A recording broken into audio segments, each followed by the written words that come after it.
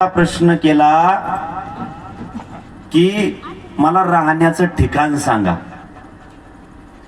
त्यावेळेस साधू संतांनी सांगितलं, महाराज तुम्ही स्वतः देव आहेत आणि अशी जागा दाखवा ज्या ठिकाणी तुम्ही नाहीत म्हणून। बरोबर, विठ्ठल जळी स्थळी भरला रिता ठाव नाही वरला। जर तू प्रत्येक ठिकाणी आहेस मग तुला राहण्याची जागा मी का सांगू। त्या सांगितलं, आता मी मानव अवतार घेऊन आलेलो आहे, मला राहण्याची जागा सांगा। त्यावेळेस सांगितलं 14 ठिकाणे सांगितले रामाला राहण्याकरता, देवाला राहण्याकरता। काम न क्रोध न मोह न माया।